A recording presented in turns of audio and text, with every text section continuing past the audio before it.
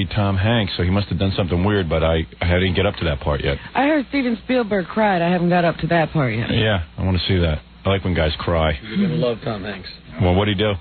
He did a heart-rending speech that lasted about 5 minutes, and he was on the verge the whole time. Oh, good. And I was sitting there enjoying it, saying, "Oh, they're going to murder him. Oh, they're going to murder him."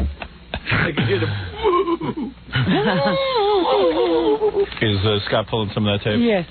You know, he thanked his gay high school drama teacher and his gay high school I'm glad he brought. mate. I'm sure they're all glad that he brought them out of the closet. Right, Oh, yeah. he's thanking them this morning, too. Every homo he met in his life. Yeah. Ran down the road. Yeah, right. Hank's list.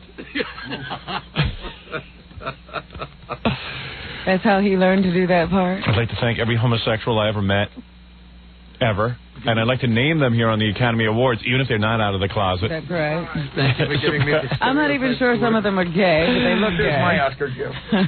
Is my gift to you. I'm going to name you now. Dad, I know you. Please rise as I call your name. Anybody see the Barbara Walters special? Yes. I thought Steven Spielberg was, like, really smart. I thought that he was a very good interview. Very sensitive dude. I was pulling some of that, too. Yeah, I thought he was pretty cool, some of the things he said, but Elton John was real funny. I thought he was very open. Oh, yeah. That's his problem. It's too open. Hey, you know what? Let's talk about all this. I was just taking some notes in the back and tell you some of my thoughts. But let me take a little break so I don't fall far behind, and then I'll give my critique, because, you know, my critique is the only thing that matters. Also, a lot of excitement about me running for governor. I'll inform you. I'll fill you in on everything that's going on. Things are taking on a very dramatic, and real, and very real aura. Ooh. And I will report to you, Robin, when I get back from these words. You're listening to the Howard Stern Show. 97.1 The Eagle. We're back with the Howard Stern Show.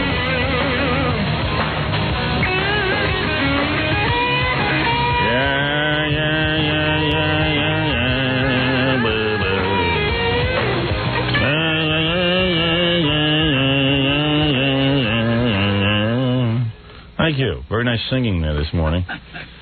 I deserve an Academy Award for that. I think I was, I don't know, I never got to see the Academy Awards, the ending of it and everything, you know, I just only about 25 minutes in. But I think it looks like I was almost right on the money, wasn't I, with my picks? Let me look at the list. I forgot to bring it in. So get the list of what I picked, Robin. Meanwhile, I'll begin to give my critique, if you will, because I am the master of all show business. And, of course, what I have to say, the whole industry waits for my critique of the Oscars. Okay. Now, let me see. Hey, did you see, like, right at the beginning of the Oscars, the first thing they gave out was for set design? Mm-hmm. And Schindler's List won, and the woman who was the set designer's name was like Eva Braun.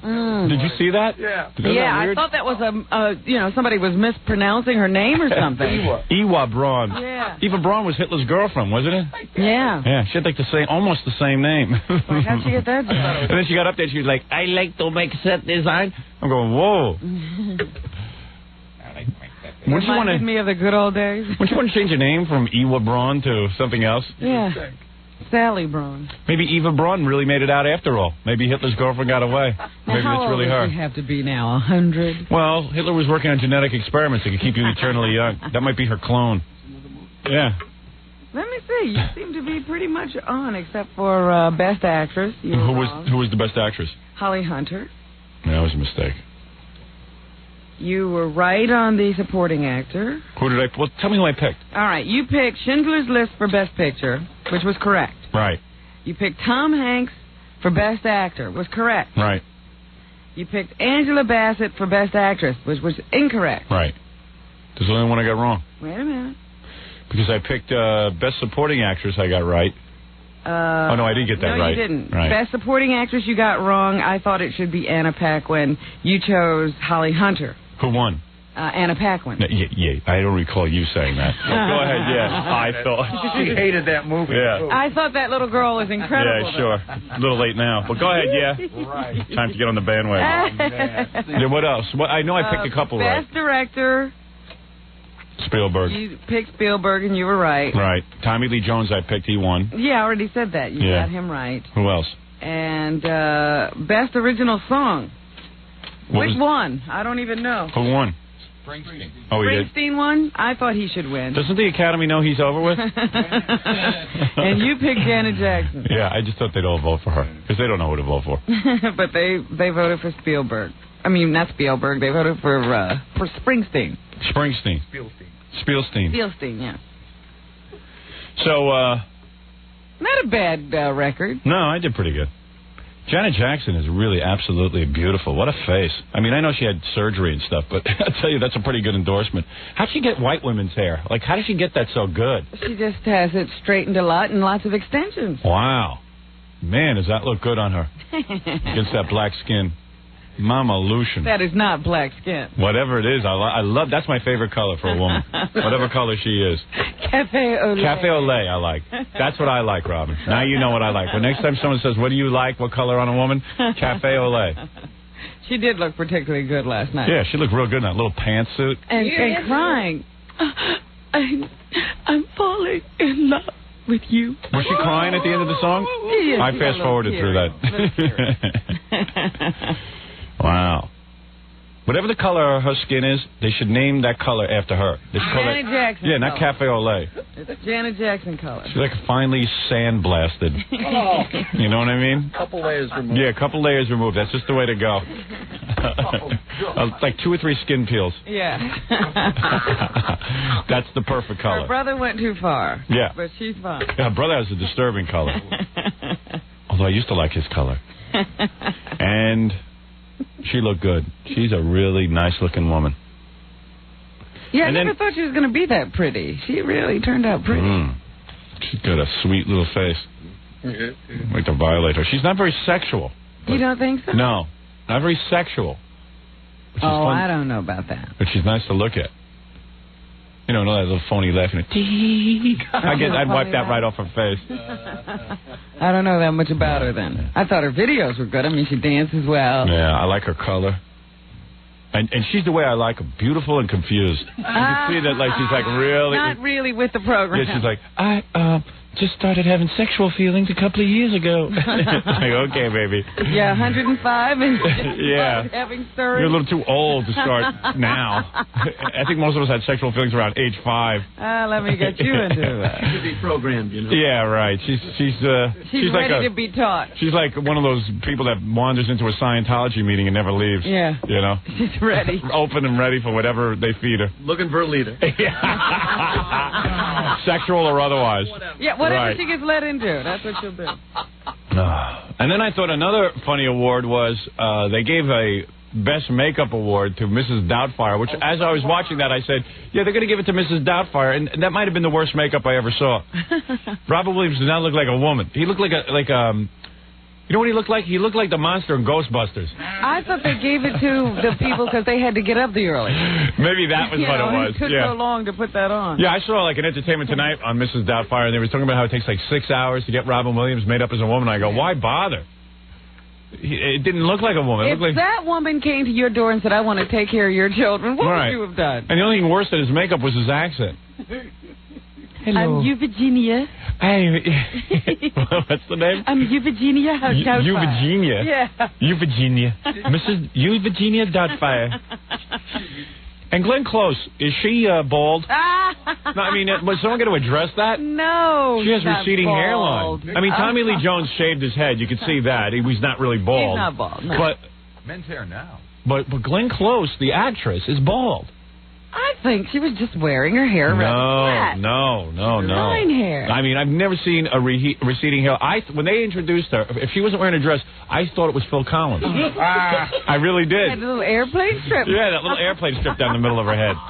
You're terrible. No, I'm not saying that to be mean. I didn't think she looked that bad. You know, it was funny. the guy downstairs who does security, he's a black guy. He had on the black radio station this morning. Yeah. And I was listening to them as I was walking in. They were like, "Hey, man, wasn't Whoopi Goldberg the best?"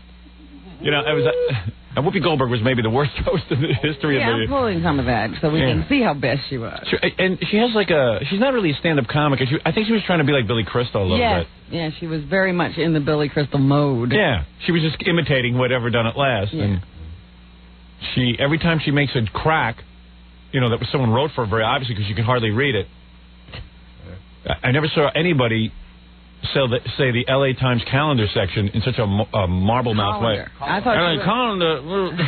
She was all, what do you mean? That thing you put the spaghetti in? She was clearly not comfortable with some of the lines she was being handed at the last minute. And then after each line, she'd be like, "Hey now, come on." I'll wait for it, baby. What was that? I'll wait for it, baby. Yeah, I'll wait for it. Like, I'll wait for it. Darling, It'll attack you sooner or later. we didn't have to wait for it. You get it, don't you? Yeah, we all got it. It just wasn't that funny. Didn't you get it? I'll wait. Yeah, come on now, and I'm gonna go, and I'm crazy up here. Like she was like, I'm so wild, I'm gonna say anything. I mean, it was all written down. And it was all very tame. Yeah, see, that's why they're paying me.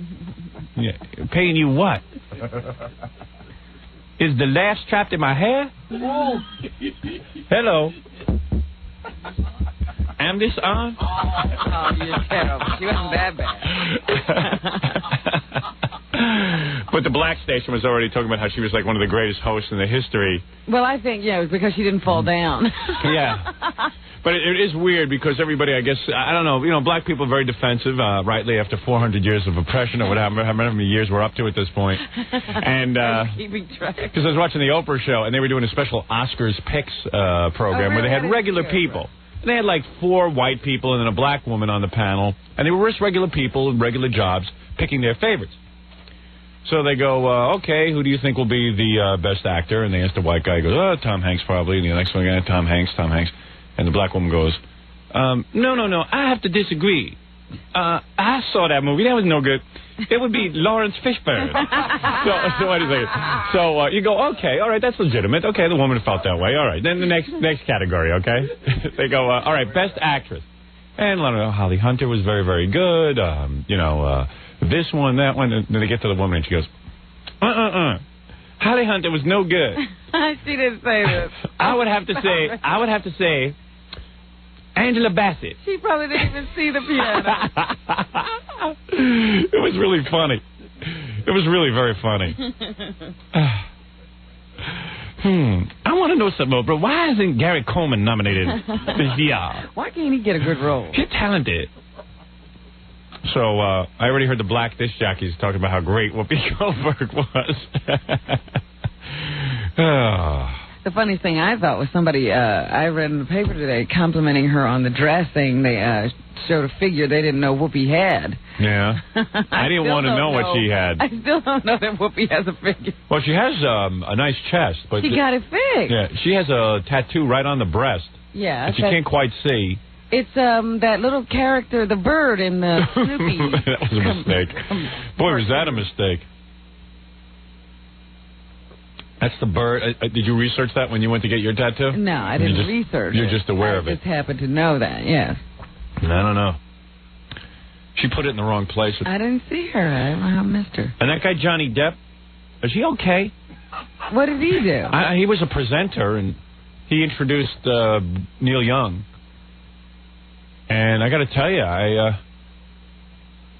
I wonder if he's okay. He just appears to look like he looks like a mental patient. Really? Yeah. Well, he always takes those roles. That might not be acting. Edward Scissorhand and all that stuff. Yeah. He might really just be like that.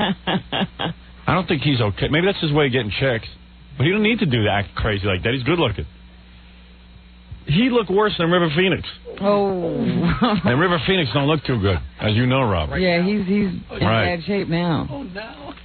Anyway, that's as far as I got in the Academy Awards. If you want me, I'll go back and watch some more. You guys do the show, and then I'll come back and give you some more of my observations.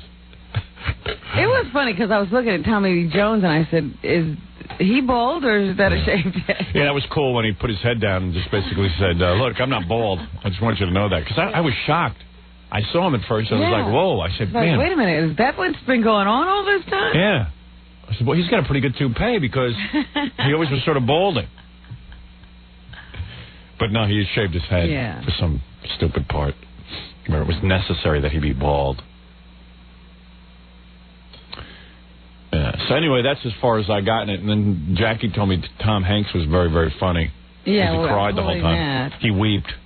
And Steven Spielberg didn't just break out crying. He sort of like choked up at the end. Yeah. Cumulative, yeah.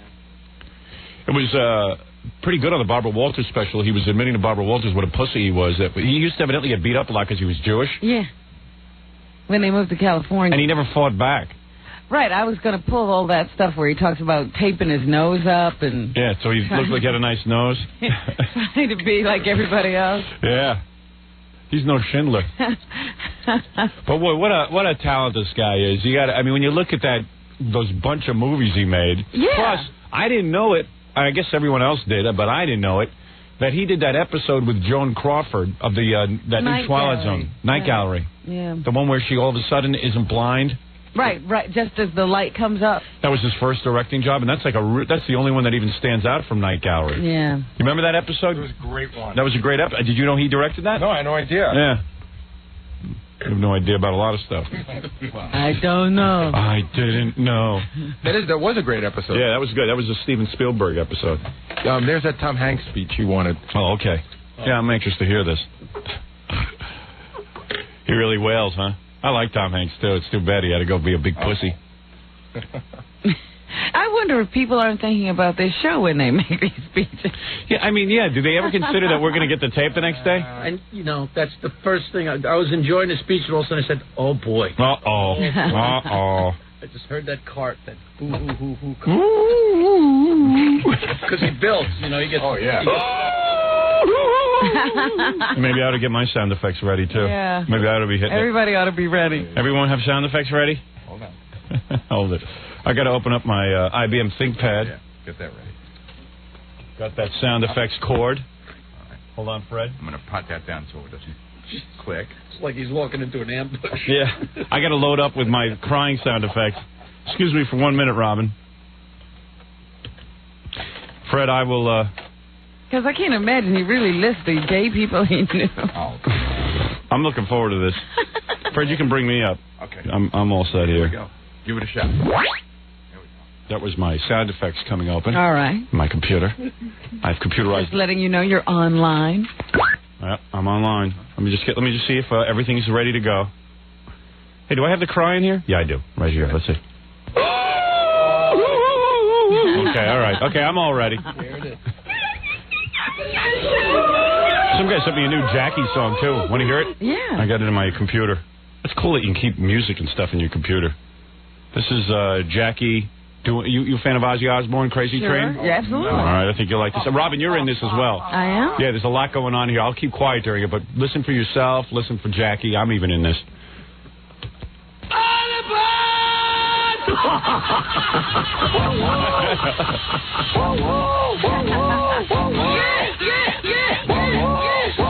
Pretty low.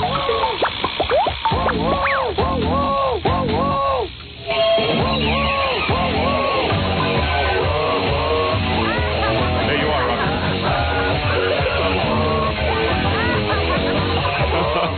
Why me? Yeah, it is. I thought that was very impressive. That's great. Yes, very impressive. Same guy who wrote Dirty Love, a guy named Jeff Young, sending that to me. I'd share it with you. A lot of free time. All right, let's get back to, too much free time. Man. Hey, did you do your interview with Robin yesterday? Yeah, we just got done about a half hour. Yeah, got done in time to do the show. All right, I want to hear about that, but let's stick to the Oscars for now. Yeah, that's another Oscar. Yeah. I don't know who I'd give the Oscar to. Well, let's decide. I'll give you some time to think about it. Let's listen to Tom Hanks make a fool out of himself. I really like Tom Hanks, too. I love him. I think he's great at it. Yeah, but... God, what's with these guys? What's going on in their mind? I mean, why do you have to cry at the Oscars? Yeah, I mean, just get yourself prepared to hear your name called, darn it. Yeah, I mean, it was pretty obvious. You think he plans that in a way, psychologically? Yeah, that's what I'm thinking. I'm thinking it's acting. He's much too good of an actor not to pull that off. I don't think that's real emotion. They went to him in the crowd, and he was crying. He was In the crying crowd? in the He was crowd? working on himself all night. Yeah, he was like almost started crying. Was it after Springsteen's song? Yeah, he was practicing. Now, someone said he put down Springsteen in his speech. That's the first thing he does. Ooh, Really? Let me hear this. Very controversial. Oh, yeah. Let me take a break and we'll do it. Oh. Right after these words. You're listening to the Howard Make me Stern wait. Show. Make you wait.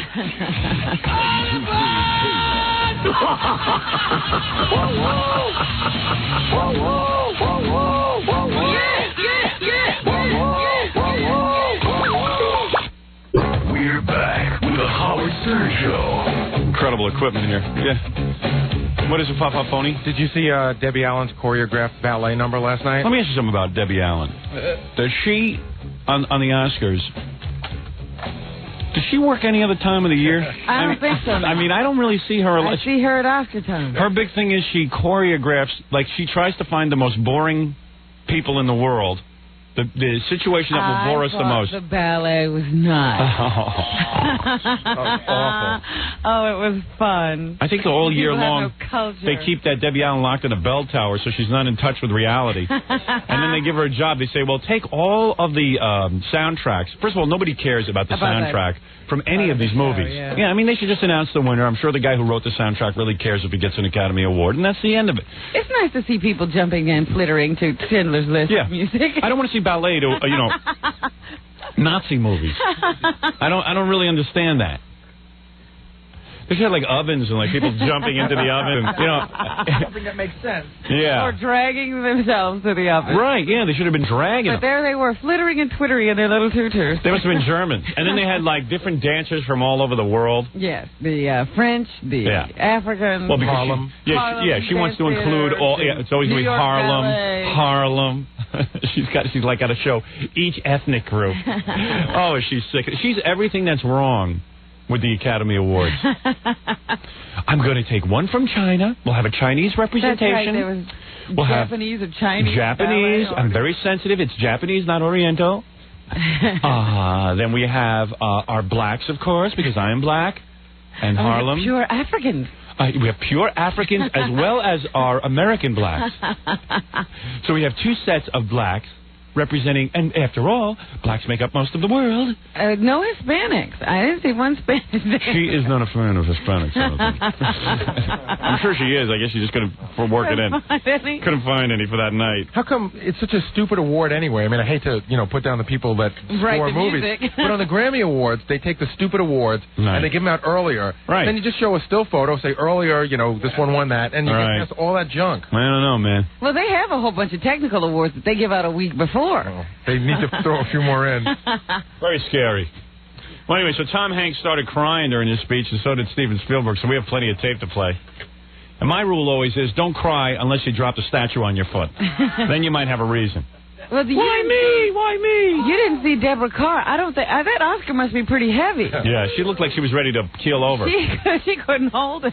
Yeah, they gave Deborah Carr an honorary Oscar for her body of work, and you're looking at this body of work, you're seeing this piece of ass. She was in The King of I and everything, and you're going, man, I'd like to do her. Yes. She's in From Here to Eternity. She's rolling around on the beach with Burt Lancaster. And you know what? I've seen those movies on TV and stuff, and you never even know the name of the woman in it. You just know she's a piece of ass, and every guy's freaking out over her. Right. And then they say, and now, ladies and gentlemen, Deborah Carr. And out walks Grammy. Granny from the Beverly Hillbillies. Granny walks out.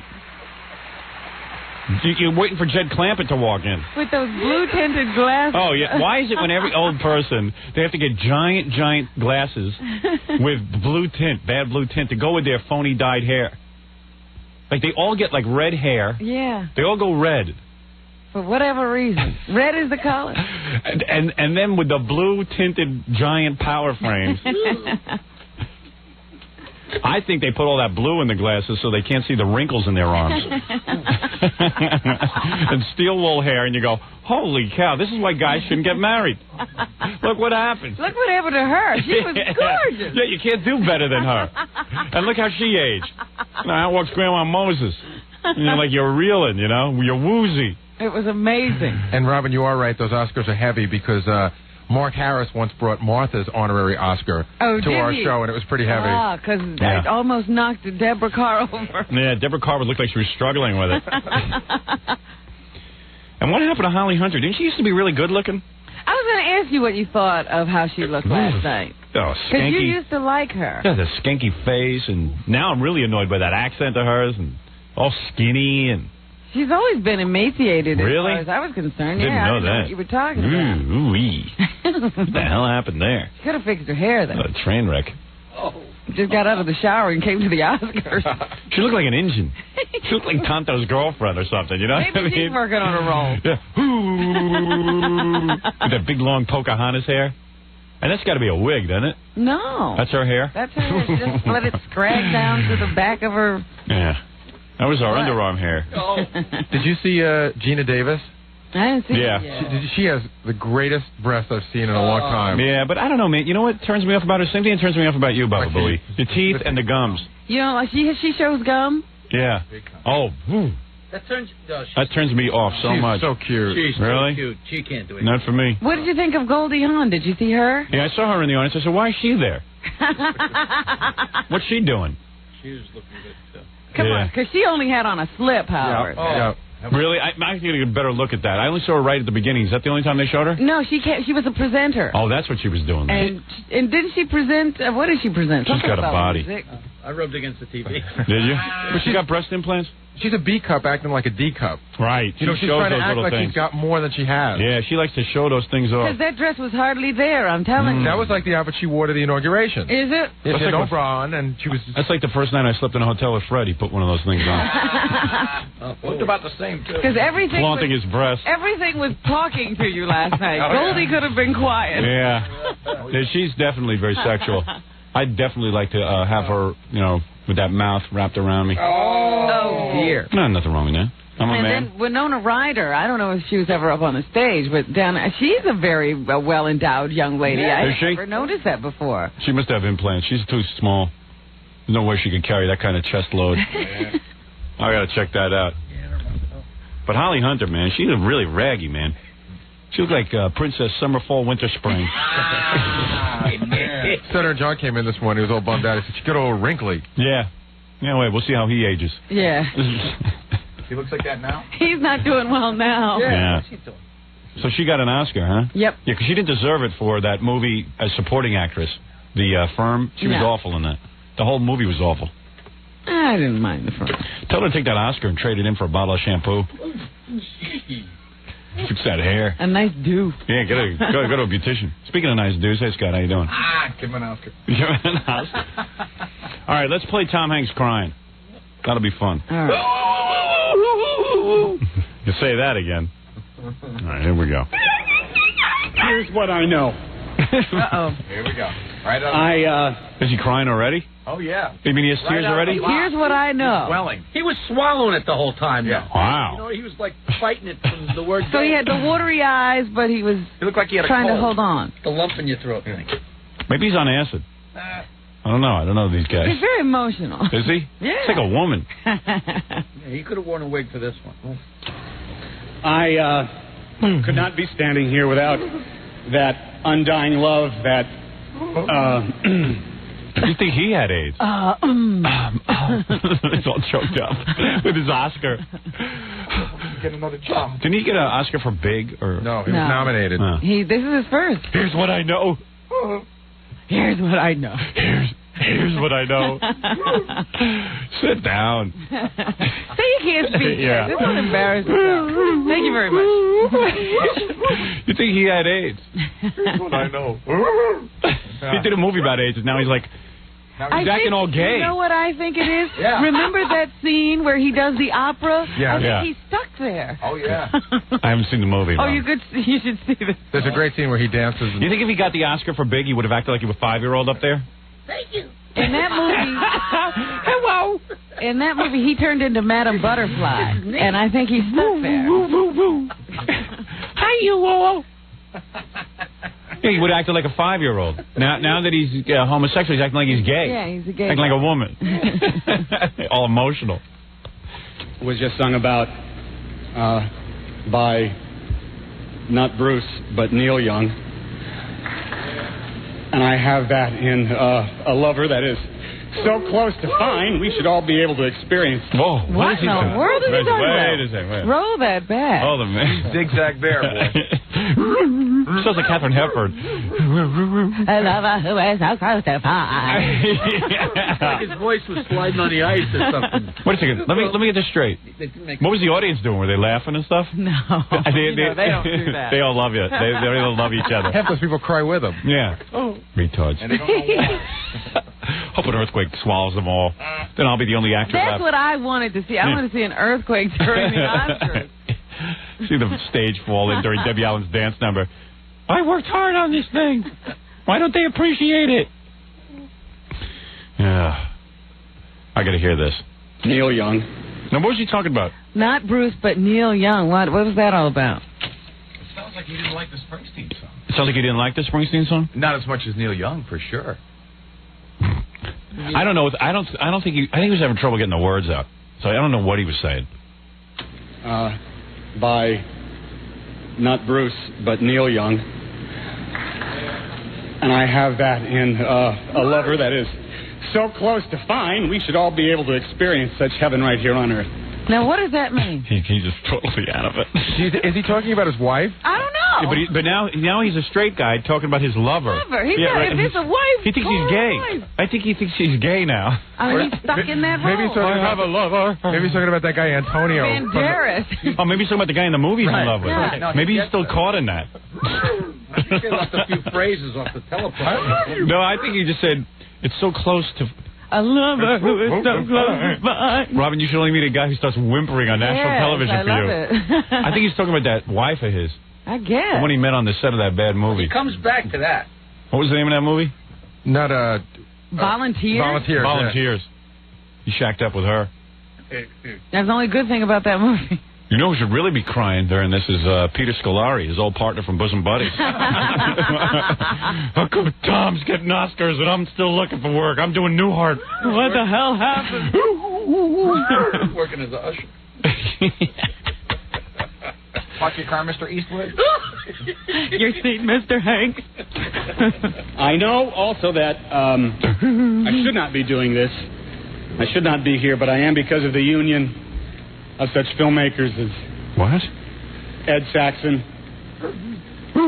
Ron Nicewaner, Christy Z. Attack Fujimoto. Whoa. Whoa. Ooh. If he can say that, he can't be really crying.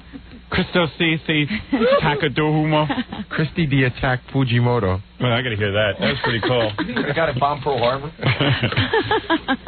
Ron Nicewaner, Christy Z. Attack Fujimoto.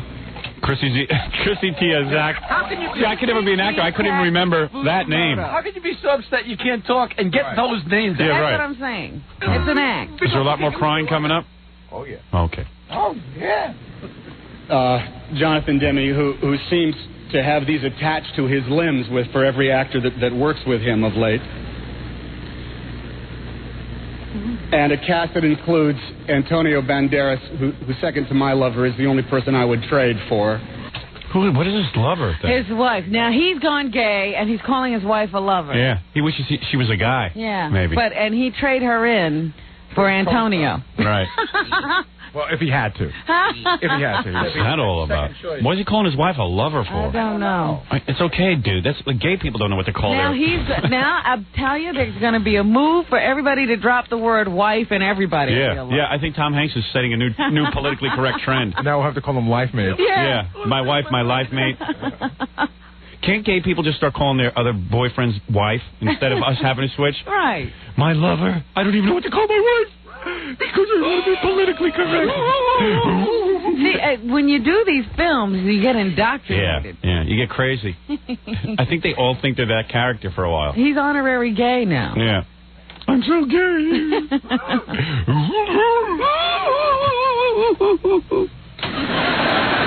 Oh, I don't even know what they're laughing at. Yeah, I didn't get a joke. That's called nervous laugh. The same laughs Whoopi gets. I figured that pin from the red ribbon is sticking him. Maybe that's why he's crying. That's my theory. Yeah. And a cast that includes Antonio Banderas, who second to my lover, is the only person I would trade for. Oh, he's really into that lover thing. and a cast that includes many other people, but the actor who really put his film image at risk and shown because of his integrity, Mr. Denzel Washington, who I really must share this with. He put his film image at risk? I doubt that. I have to see the movie. No, Hanks is the one who put his film image at risk. He played the gay guy. And what did Denzel play? Denzel played a man. A homophobe. Oh, really? Yeah. No big deal. How did he put his image at risk? I don't know. I think that Hanks is just totally confused. No, Hanks, you put your film image at risk.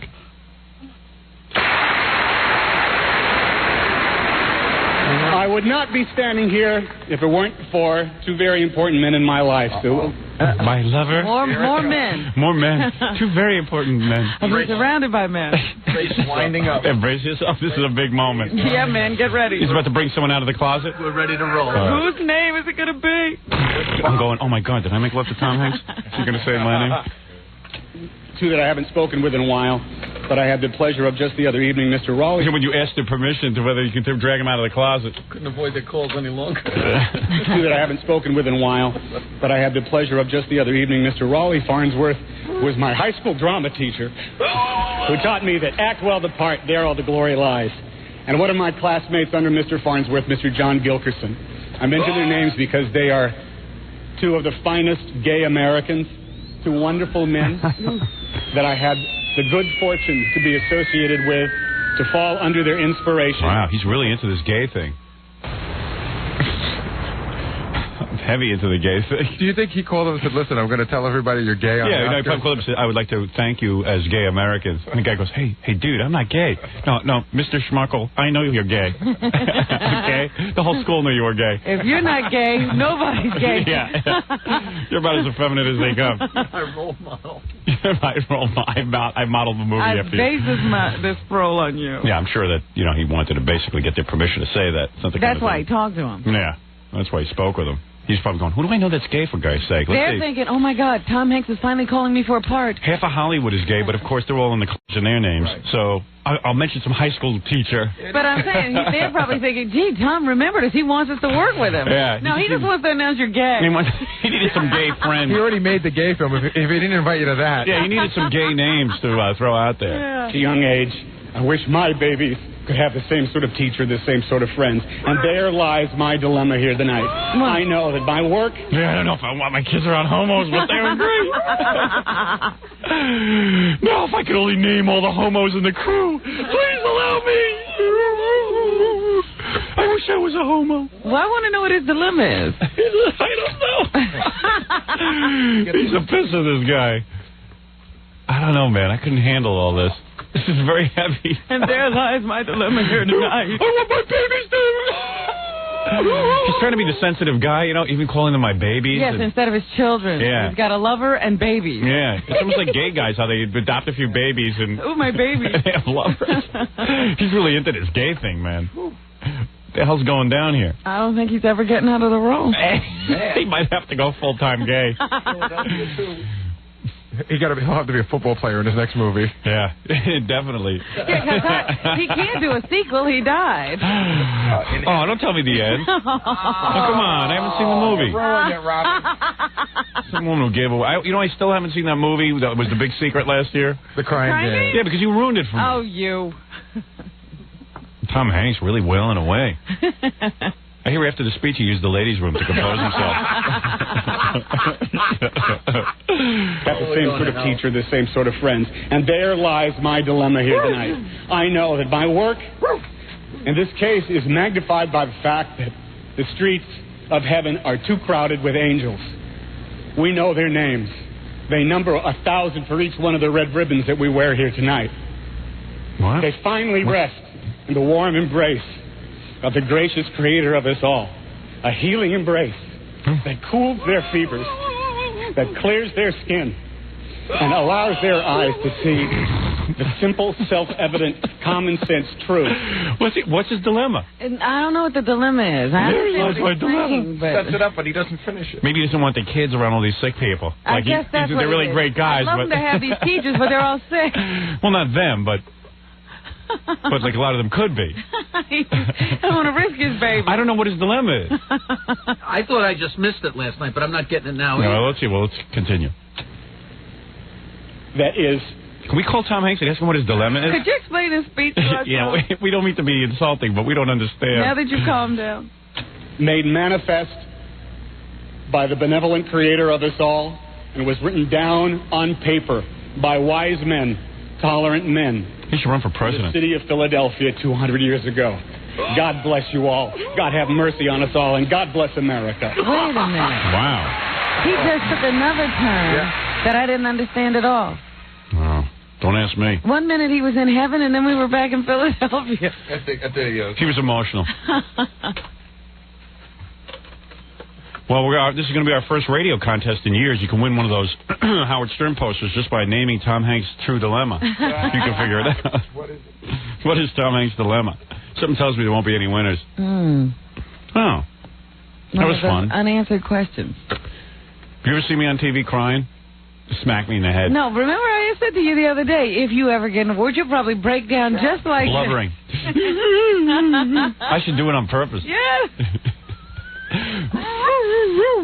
Bring all your effects.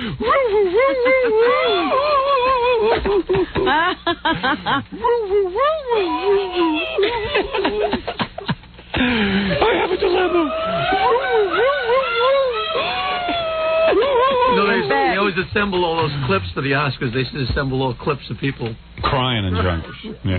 Yeah, you could get that Dustin Hoffman. Thank you, Barry. And then Tom Hanks. A lot of people. Hey, here's speaking of Tom. Here's Tom Chisano. Can I tell you what I think he's saying? Yeah. Uh-oh. You're kind of like a homosexual in a lot of ways. You know what I mean? Like you're very sensitive. That's right. You're too sensitive. You have a lover and babies? Yeah, he has babies too. He's always coming in and telling me stories about his son. Oh wait. I mean, he's like a woman, for God's sakes. Do you have a lover? Did you trade your lover for Howard She's my Stern? Do you call your wife a lover? No, she's my wife. I'm not going that far. Yeah, no, she's definitely my wife. You know. I'm all for gay people. I believe in their rights and everything, but I'm not calling my wife a lover because, quite frankly, she hasn't made love to me in about a month. Last night she says to me, I want to make love. I go, oh, now, right, I got to watch the Oscars. I said, timing is perfect. Now, all of a sudden, you want to make love. She goes, oh, what's the matter? You don't want me? I go, oh, dear. I go, for a month I've been asking you for some. Timing is everything. Yeah, timing is everything. I mean, now I'm going to bed. Now's not the time to ask me. Anyway, I'm sorry. So, here's what I think. I think he's talking to thousands for each of the red ribbons. Obviously, each person who died of AIDS. Yeah, that I got. And the Philadelphia flashback is the Declaration of Independence. All men are created equal. He's saying you shouldn't be prejudiced against gay men. But where's his dilemma? Right. What's his dilemma? That's all we asked. We understand the speech as far as it went, but he said he had a dilemma before he said all that. I think his dilemma was that all men are created equal, and yet, I don't know. They're not treated that way. Yeah, they're not treated that way. I think he was trying to... That would be the dilemma of the world, not his dilemma. Well, that's his dilemma. Right. He's stuck in this world. Maybe that's what he meant. Yeah. It's clearly not clear, but... That's right. But that's a pretty good... okay, you win the poster, Tom. Okay, thanks. All right? There it is. I don't think Tom won. Oh, come on. Let Tom I win. understood that much. He's stuck in a world that only gives him an Oscar and millions of dollars. And a logo. Right. And He's stuck in a horrible world. Trade it all. Believe me, the reason he got that part is so many actors have died. They were thinking of someone else. They just all died of AIDS. The better one for the role died. Yeah. Dropping like flies. Why don't they get a gay guy to play that role? You know who died? Carl Malden? No. Oh. Where was he last night? I don't know who. Is he alive or dead, Carl Malden? Alive. He is? Alive, I swear, I was expecting him to walk out, and some guy with a giant head of hair walked out, and he looked like a midget with a giant head of hair. You mean that Jack Valenti? But it wasn't Jack Valenti, it was a new guy. Jack Valenti was there. Who was this new guy? Who was that guy? Arthur Hiller or something? This dude walks out, this real old guy with like young man's hair, big wavy hair. And like did you see him, Jackie? No, the first guy. The first guy that came out. Yeah. Oh, I missed that. Right at the top of the Academy Awards. I have to go look He at looked that. like one of the mole men from Superman. I thought, where was his giant vacuum cleaner to attack Superman? People in Hollywood are strange, man. Like he wandered out on stage. Yeah, did you see him? He was wearing a suit, and he looked like he had like Looked like he didn't belong there? He had like a little tiny body with this giant head and this huge head of hair. Like a huge head. But he was an old guy. He must have been like 70 or something.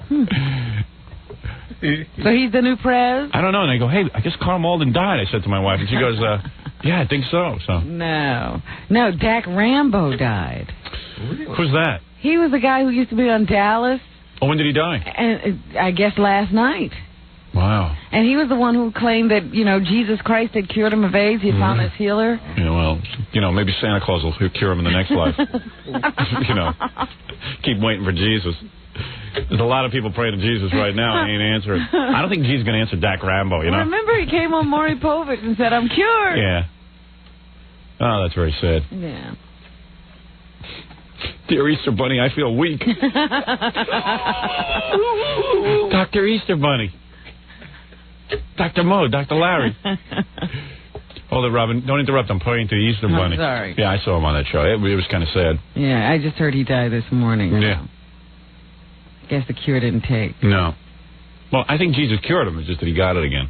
Thank goodness, though. He was celibate. Remember, he declared himself celibate. Oh, that's a good idea. Thanks. Now. Now. It's a little too late. Yeah. Close the barn door after the horse gets... Well, I liked him in Dallas. I always enjoyed him. So. Good-looking guy. Hey, why don't you mention all the other people who died? Who? All those people who died of boredom during the Oscars. The billions of people. The billions of people who dropped dead. Yeah. What? And that's your dilemma. All right, let me take a break and then we'll get back in. I want to hear Steven Spielberg cry next. Is it good when he cries? He only broke up right at the end. Yeah, it wasn't like... Wasn't like Tom Hanks. Big night for the Jews and the homos. Two forgotten groups. The forgotten people. Now, they'll do all this, for gay people on one night, but they still won't work with them if they come out of the closet. Of course. Phonies. All right, let's take a break, and we'll be back right after these words. What is this? TDK. TDK, man, what a great tape. I saw boxes and boxes of TDK tapes. You sure did. I bought them. Oh, you did? Yeah. That was TDK video and audio tape. I bought it for the house. Oh. I thought it was for me. No, you could certainly get it, too. You just got to put up the dough. Oh. When we conducted the TDK challenge, we proved how the hell is with this microphone. How the hell you get this thing fixed? And I don't want Scott coming in here fixing it. I'll fix it my damn self. Anybody got a dime? Wait a second, I got a quarter. I could fix this without a screwdriver. Excuse me, Robin, while I do some repairs on the equipment. Go right ahead. One thing about TDK, you'll never have to do repairs. You got a dime? Thank you, Fred. A quarter too big? Quarter will do it. I mean, a dime will do it. Here we go. I'm very macho as I fix. Hey, this looks like it was stripped. My dad, when he used to fix stuff, he used to make a noise. He'd be like, make a big face, big manly face. Man noise. Man noise, yeah. Always sounded like there was so much effort going into all that. Yeah. Really weren't doing Someone's anything. gonna do it. Yeah, and then he wouldn't talk to anyone while he was doing it. He's all angry. Unless he wanted another tool. Yeah, he's angry. You go, give me a file. You know what that is? Give me a needle nose. You know what that is? Needle nose? Dad, you call me a needle nose? That's not fair, not in my own house. This is strip. Here, Freddie, here's your dime. I don't want to be accused of stealing. Not a problem. All right. Hold on, thank you. We need it again. All right, TDK car stereo. What am I talking about? When we conducted the TDK challenge, we proved how making a recording on a TDK tape at home can sound just like a CD. And you know that the same sound quality you have for your home tapes can be just as good in your car. TDK makes an audio tape that works especially well for car audio systems. What am I talking about? I'm talking about the fact that you can make a tape in your house from a CD, put it in your car, and it will sound as good as that CD. TDK's High Bias SA or Metal MA audio cassette is the one you want to buy. The sound is so good, it's like having a CD player in your car, and you can't tell the difference between a TDK tape and a CD. So when you make a tape at home, and then you play it in your car, you're getting CD sound. TDK High Bias SA or Metal MA audio cassette. And if you're serious about music, you should be serious about the tape you record on. Get TDK tape and get serious. We're back with the Howard Stern Show. And Jackie's going to be at the Funny Bone this Thursday, March 24th. Big show at the Funny Bone on South Street in Philadelphia. For jokes and to order a CD, call the all-digital 516-922-WINE. Go up and see Jackie. Thursday night, March 30th at Chuckles in Mineola on Long Island. Go try and stump the joke man. A lot of people calling asking for Jackie in Philadelphia. That's why he's going back up there. I was there when the call came in. City of brotherly love. It sure is. Oh, yeah. Oh, yeah. My lover. Oh. Rosie O'Donnell at the Oscars making comments like, why am I not up for an Oscar? Took me by surprise. You know, she almost looked attractive. She looks like a fat Sigourney Weaver. I was like, wow, look at that. They've been working on her. Oh, they were working on... now, that's the guy who should have gotten the award for Best Special Effects. Best lighting, best everything. And now the best lighting for Rosie O'Donnell's last appearance on the Academy Awards. But she's grousing up there about not getting that Oscar. And not even being able to present a good one. You know, they gave her one of the stupid technical awards or something. Yeah. She's in the Flintstones. She's like the dinosaur or something. She's the dog, Dino. Dino.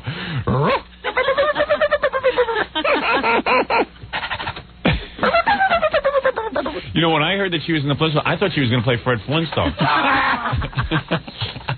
But then they said... Fred or Barney. Yeah, but she's Betty, and Betty was a piece of ass. Come on, she's not Betty. No. Perfect body, didn't she? Yes.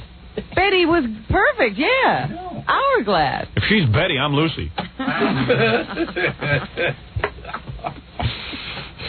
An Oscar. She wants an Oscar. She gets an Oscar. The guy who should get an Oscar is the guy who fit her into that dress.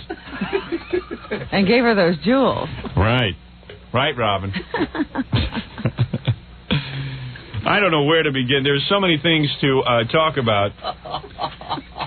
You know, I guess Scott's pulling more Oscar. I love talking about the Oscars. Oh, yeah. We're having a very good time this morning. We'll be doing it all morning, I'm sure. That's right.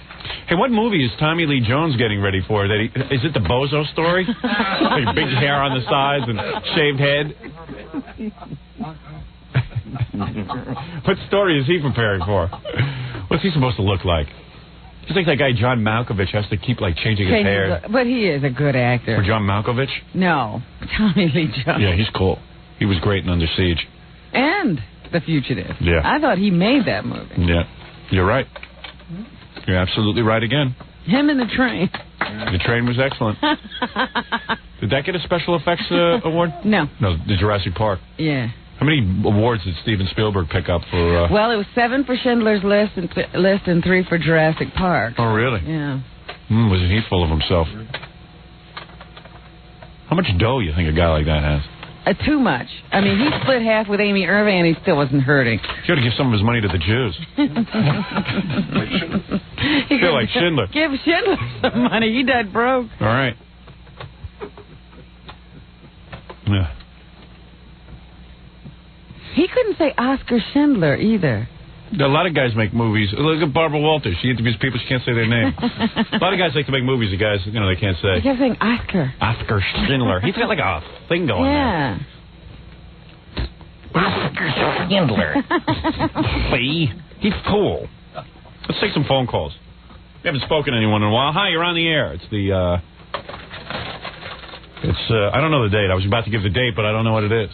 It's the 22nd of March. It is the 22nd of March. And welcome to our little program. We were going to call Daniel Carver, the Ku Klux Klan, and get his review of the Oscars, but maybe we'll do that a little later, Robin. You're having too much fun reviewing it yourself. Yeah, I'm doing a better job than he could.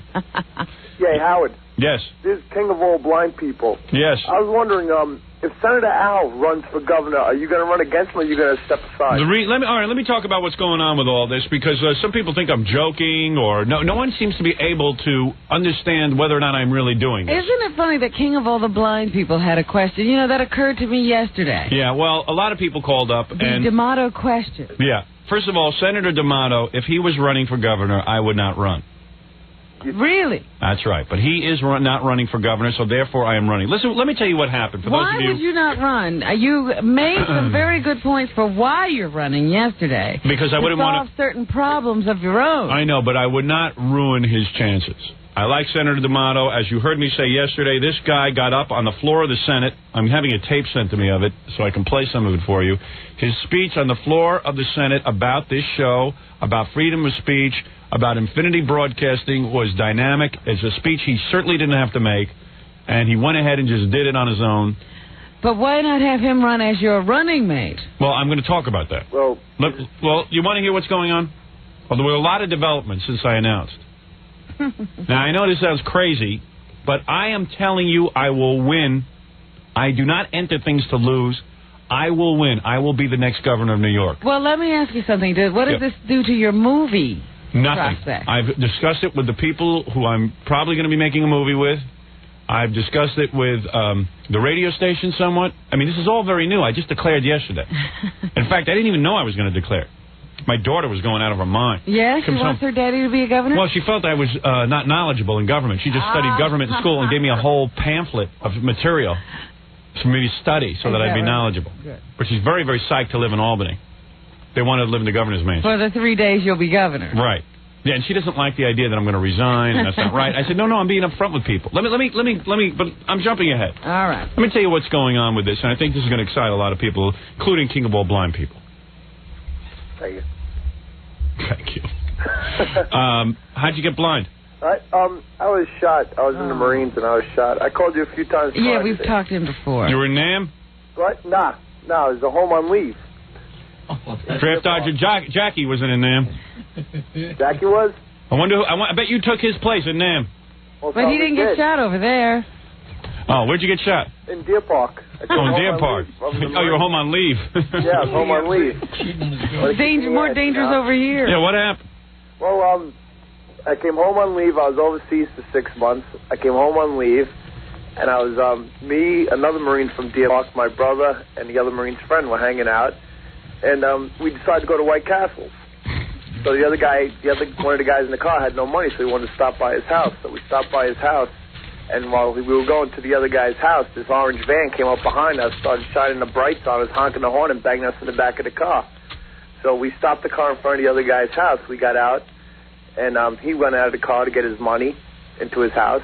So we all got out of the car. Are you following this story? I tuned out about 3 seconds ago. Yeah, just simply say somebody was banging you on the street. Yeah, why does everyone have to drag? You know what? I swear to you, I stopped listening. All of a sudden, we have done his tour of duty with him. Yeah, dude, what happened? How'd you get shot? I was shot. I was on the way to White Castles, and I was shot. Who shot you? This guy, Frank Opperly, in Deer Park. Why did he shoot you? Well, he said it was an accident in the trial. White Castle? No, we stopped off at another guy's house to get. He was the guy in the orange van? Yeah. Thank you. There you go. What's the orange van? I tuned out during that. They were driving down the road, and an orange van started to bump them. And he's up for parole now. Oh, great. Yeah. We'll have him back. He's been on work release. Oh, wonderful. Why, you're blind for the rest of your life. What? You see, this is why people want me as governor. I can't tell you the support. That's why I want the death penalty. Of course. I can't tell you the support that I got yesterday. I'm telling you, I'd vote for you. I tell you, I will win this election hands down. There is no question about it. And if you think that the guys who are running for governor, meaning Cuomo and whoever else is running... He's a faggot. Well, he's not a faggot. Well, he won't put the death penalty in. Maybe he grabbed my ass once or twice, but no. He's not a faggot in the sense that he's a homosexual. He may have a lover, but... No. If he has a lover, we don't know about it.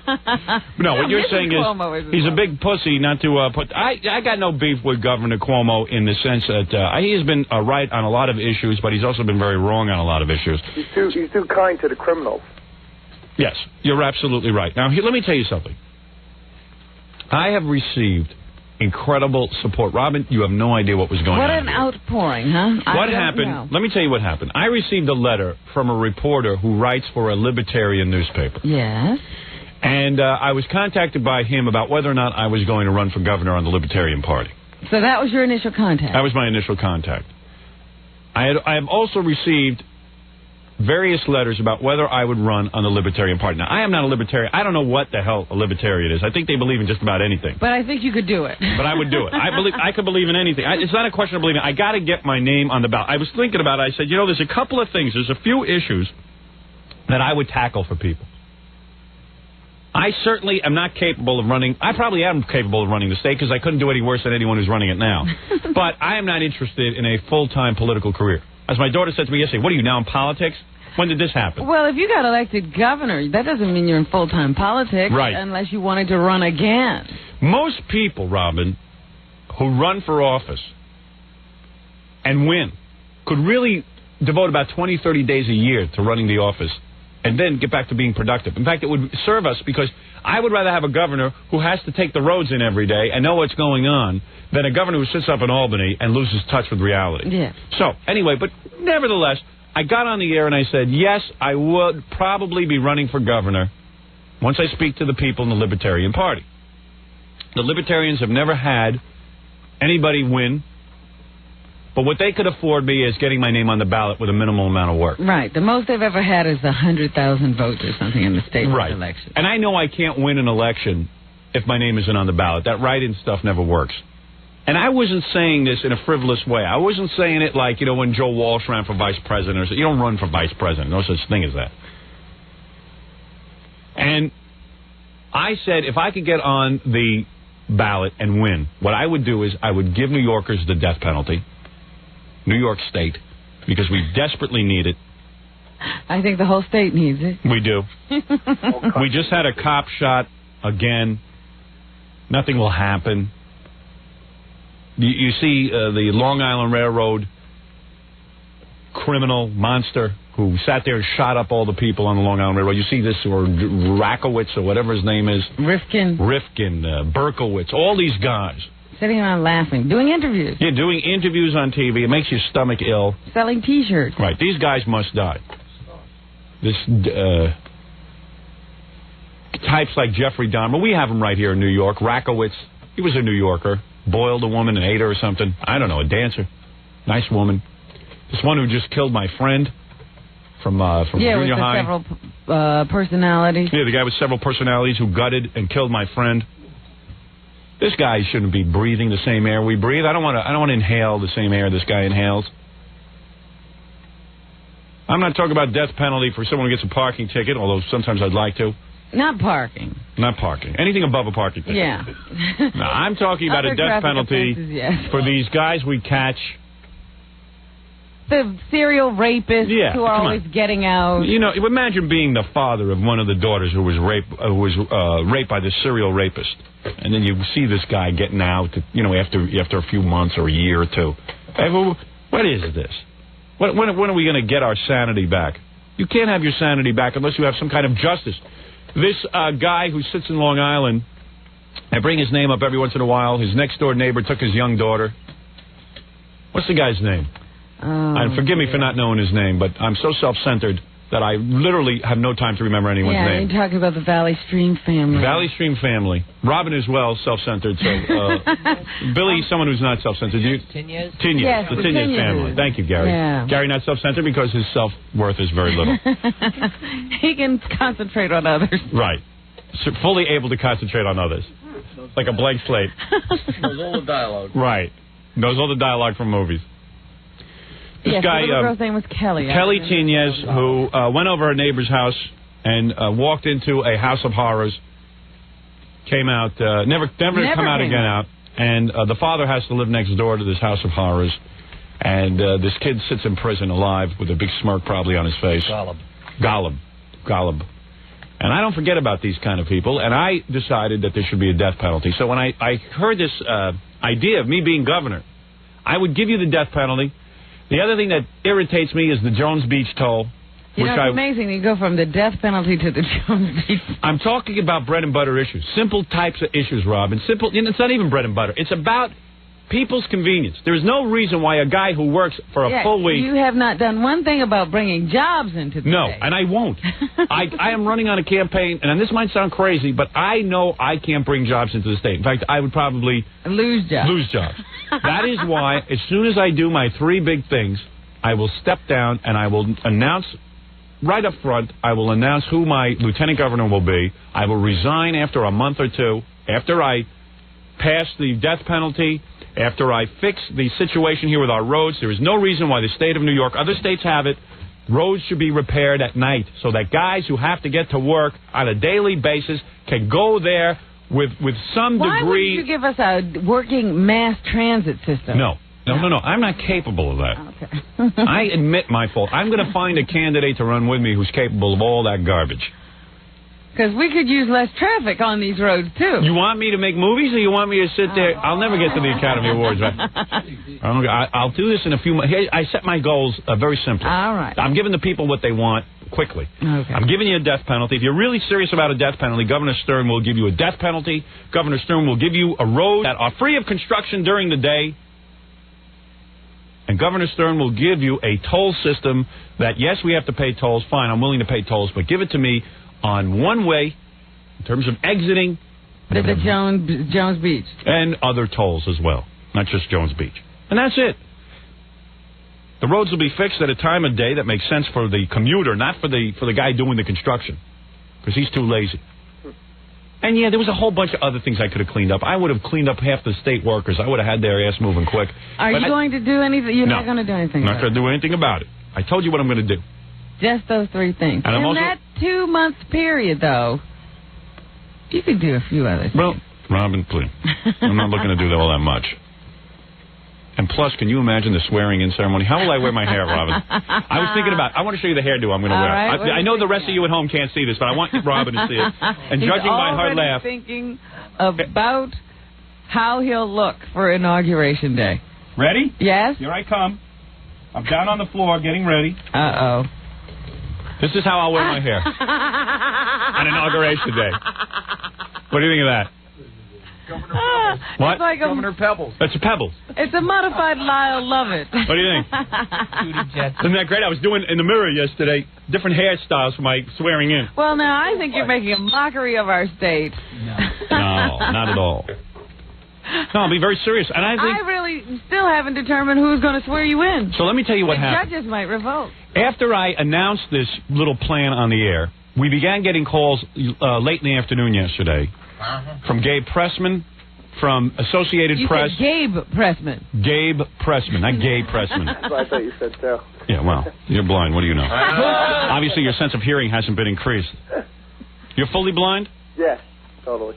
Do you use a cane or a dog? No, I got a dog. Okay. Oh, yeah? Yeah, they're great, the dogs, you know. Yeah, I was thinking about it. Have you ever thought about if you were blind, whether you go to the cane or the dog?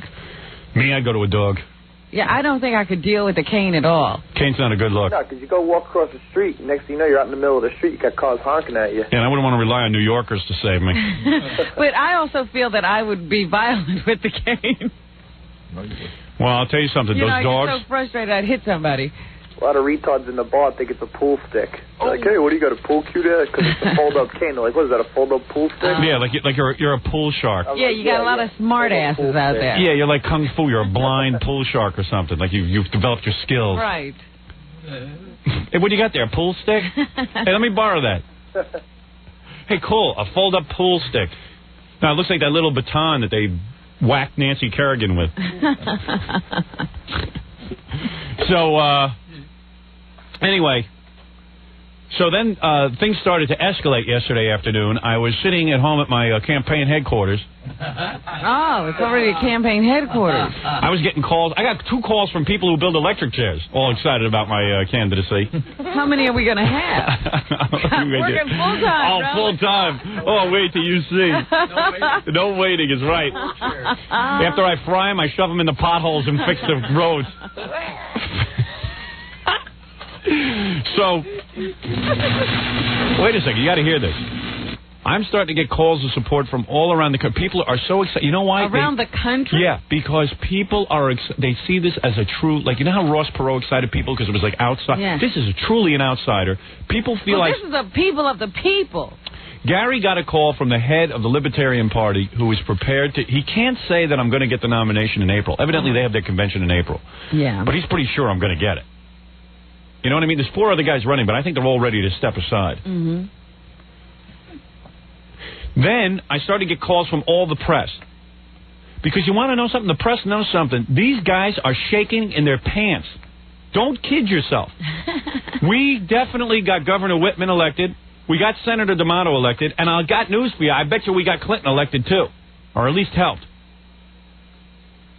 Got Giuliani elected. You're damn right we did. That was a close call, too. And I'm going to tell you something. I'm going to be the next governor of New York.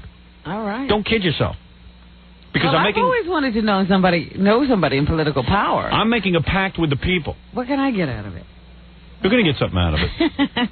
You're going to be appointed to my cabinet. Ah. You're going to have a position. You're going to have some resume when you're done. Just hold your book. You might have a sequel, too, out of all this. Don't think you're going to be left behind. You're a key member of my cabinet. All right. I'm on the bandwagon. I'm on the team. Secretary of Handcuffs. Hey.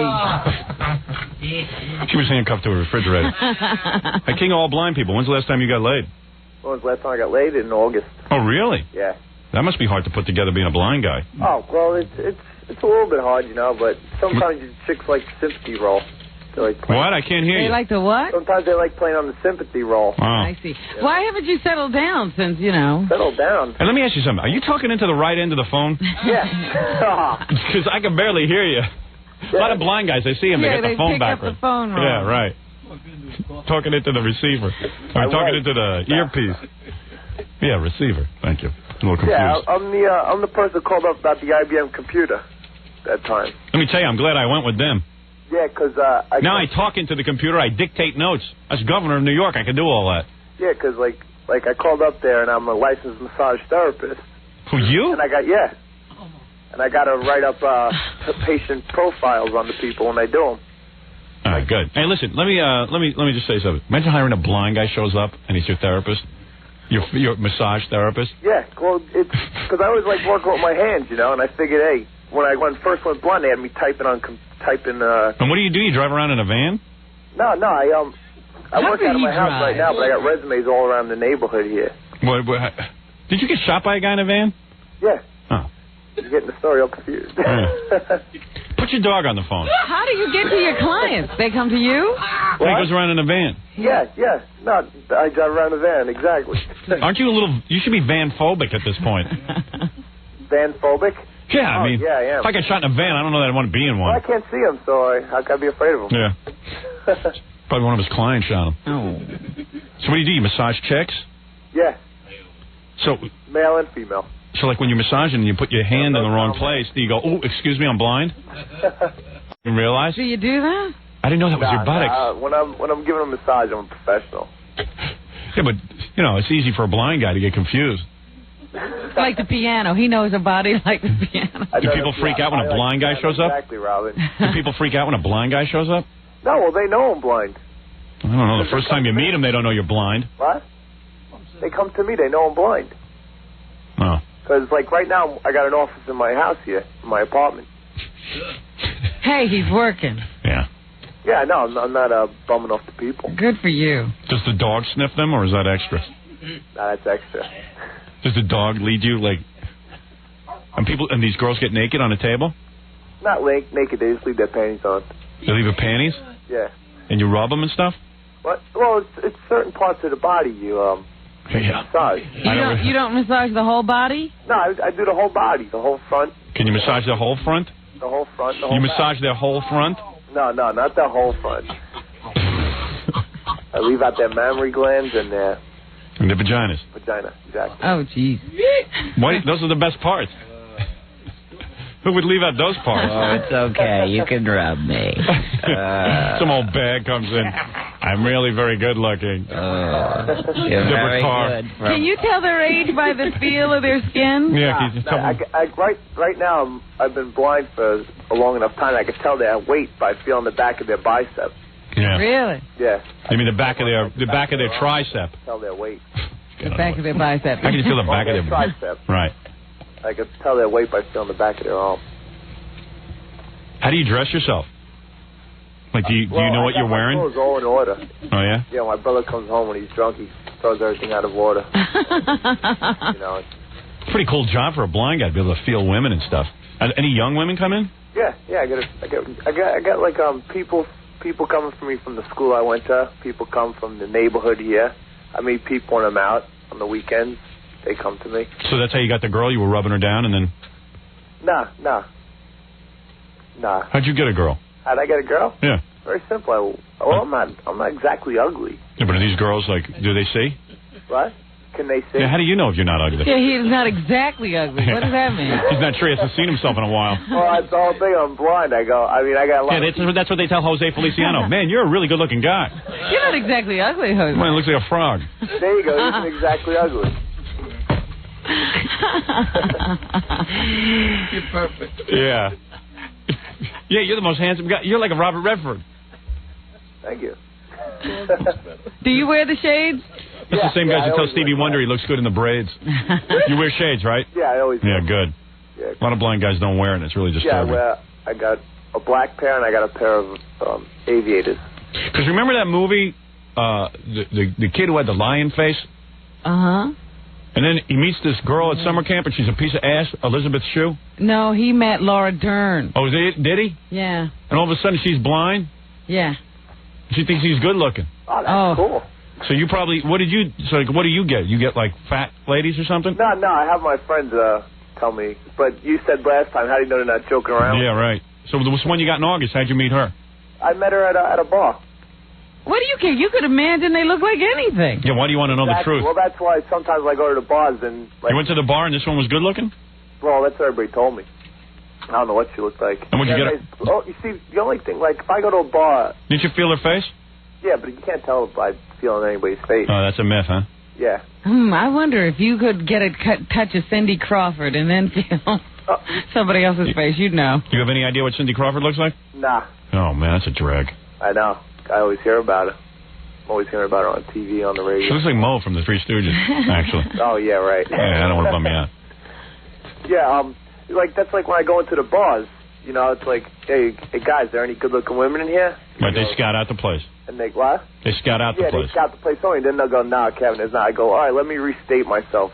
Are there any women with great-looking bodies but ugly faces? Yeah. Because I can picture any face I want on. Right. And then they pick out one like that, huh? Yeah. Sometimes, if there's not good-looking ones in there. Now, wait a minute. Are they attached? Are they what? Are they with women? Oh, the guys? Yeah. No. See, they're keeping the good ones for themselves. Yeah, they're all losers. God. Don't tell me that, please. And then you sit there, and then you got this one. Did you get this one home right from the bar? Yeah. She came right with you? Yeah. She went to your place? Came to my apartment. And then what did you do? You said, hey, I want to make love to you? No, I didn't say that. Well, you just started going at it? Yeah, you just start, And she's like, Mom, I've never... on the couch, start swapping spit. Did she say anything like, hey, I never been with a blind guy before? No, never. She doesn't even acknowledge it. No. She must have been loaded out of her mind. I tell I'm blind, because I got one glass eye and the other eye is real, but... And she didn't ask you for money afterwards? But she did, right? No. How much did it cost you? No, I never paid for it, only over in the Philippines. Oh, and everybody does it there. Yeah, everybody does over there. Nobody does it for free. You gave her $90 gas money. I mean, God, for $15 you can live like a king over there. Oh, I know. Thinking of moving there. You go to the Philippines, like $15, you can buy a house. Not only that, you can have servants. $15, you set up for life. Yeah. What? Hurricane proof house. Where's his microphone? It's on. It just has to be, like, near it. Well, yeah, Billy, you got to talk into a microphone. Okay. Wisconsin. Very sorry. Yelling stuff out. This is not Ren and Stimpy where you can stand back because you're screaming. Yeah. I acted blindly. Anyway, so let me get back to my whole governor thing. Yeah. So it started escalating from there. Like people, then the head of the Libertarian Party called Gary, and it looked pretty good. And this thing is becoming a reality, and I really want to run. I really want to be the governor. And Go for it. And I really think I'm going to win. I mean, maybe I'm kidding myself, but I think I can really win this thing. Because I think those three issues are very important to people. I think those are issues that people would like to address. And the only thing that would hold me back is if I got a bad lieutenant governor, but I'll get a good one. I guess the roads issue would apply all over the state. Yeah. Oh, yeah. Oh, the absolutely. The death penalty issue is a statewide issue. And so I'm a little bit concerned about the tolls. The tolls is a state issue. There are people sitting in traffic only because tolls are not staggered. Where? Everywhere. Everywhere in this state. I guarantee it. All right. Even in Buffalo and Albany and stuff. And believe me, those people in Buffalo and Albany want a death penalty. Well, that's what I'm saying. I said, but your 3 issues, I think one of them is very local. Yeah. Well, that's okay. There's a lot of voters here in the tri-state area. But we can only use the ones from this state. That's okay. You know, Nassau County alone is the 11th largest market in the United States. Yeah. I get those votes. I'm in. Hey, you remember a little thing called Woodstock? You remember the traffic during Woodstock? That was all due to tolls. They had to close down the New York State Thruway. So you don't Wait think, a minute. You don't know what's going on. They removed all those tolls. Remember the tolls? Those are gone. Yeah, you like that, don't you? Well, there you go. And you know what? And it's going to be cool too, because when I'm in the debates, because they're going to have to include me in the debates. Yes. I'm going to sit there. I'm going to go. They're going to say, "Well, what are you going to do about the economy?" I go, "I'm not going to do a damn thing. Here's my guy who's going to do something. Here's a guy. Just pull up your running mate. I'm going to call Senator D'Amato, see if he'll run with me. No, I'll say, hey, I'll make you governor. Once I win, I'll get somebody good, somebody who could bring money into the state, somebody who really works hard. A jobs man. A jobs man. Isn't Senator D'Amato a Republican now? What's the difference? He wants to be governor. I don't think they could swap parties right now. Sure you can. Yeah, you can run on several different lines. You can run on every kind of party. Really? Sure. Remember when Mayor Kotz was on the Republican, Democratic, and Conservative? Sure. Oh, yeah, I've looked into this. I've had a whole day to think about this. And then, so then, all of a sudden, I turn on Channel 4 News, and they were announcing my candidacy. No. Yeah. I mean, it's not even official yet. I have it right here. Well, they were talking about it. Let me hear. All right, I'll take a break and I'll play it for you. Hey, blind dude, I got to go. What's he playing, music now? Yeah, he's getting into a music My alarm thing. clock's going off there. Oh, that's your alarm clock. He's got everything like sound. Everything has to sound somewhere. You should hear the toaster. It's Inagata Davida.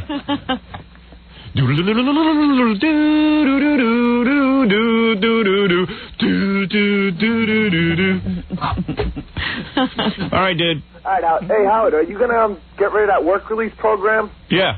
Right, do you want to get rid of that? Yeah, because okay. I mean, no, you're upset. I'm sorry. Don't use the S word. Okay, I had to bleep you. Okay. All right, man. All right, later on. Bye-bye. Thanks a lot. Bye. Well, there's a vote. I spoke to a guy who hasn't voted in 25 years. Said, Howard, I will vote for you. All right. That's how excited people are about this grassroots movement. What do you think of that? I think that's incredible. Was that guy Jackie?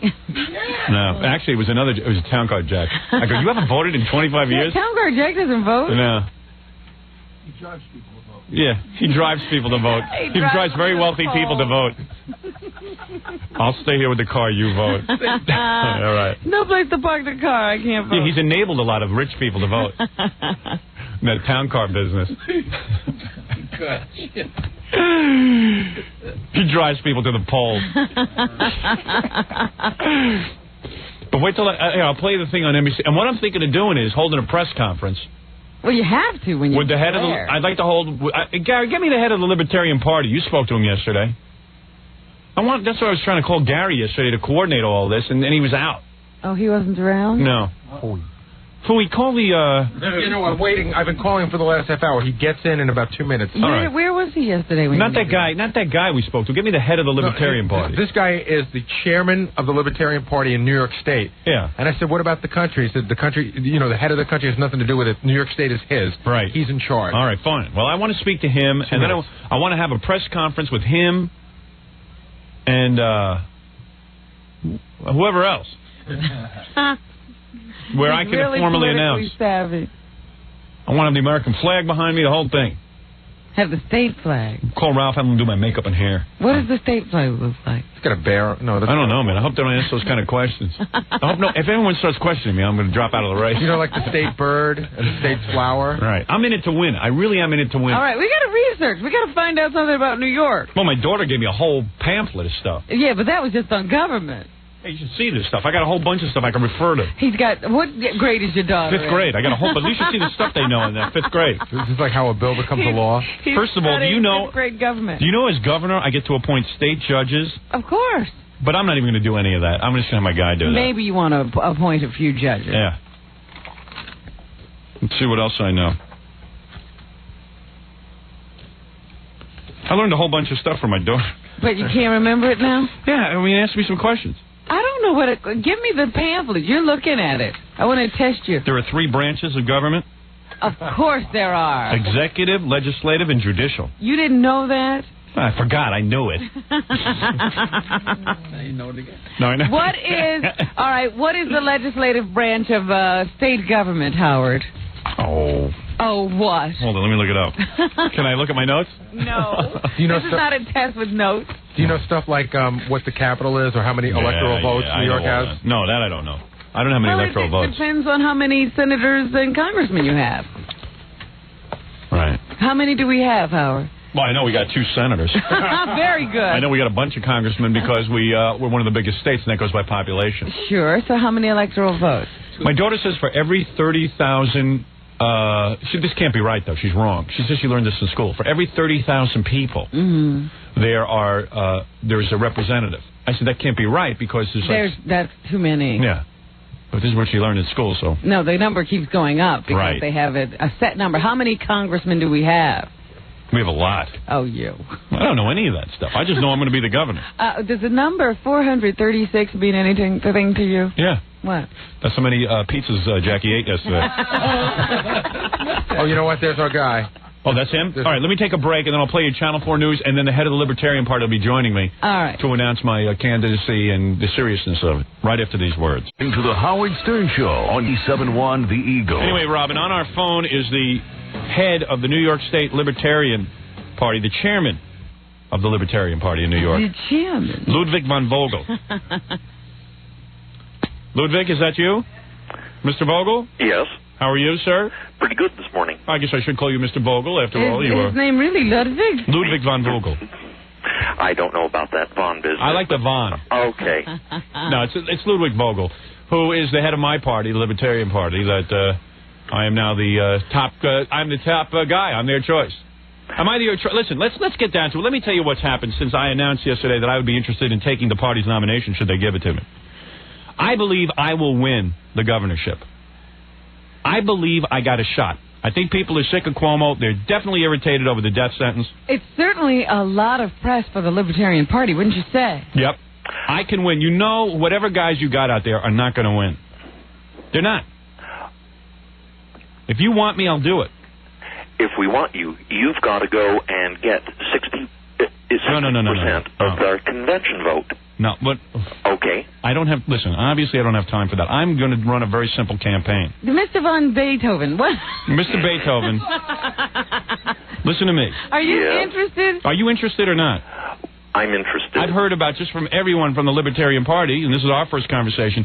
I don't mean to strong-arm anyone here, but I am telling you, I will run a serious campaign, and I'll win it.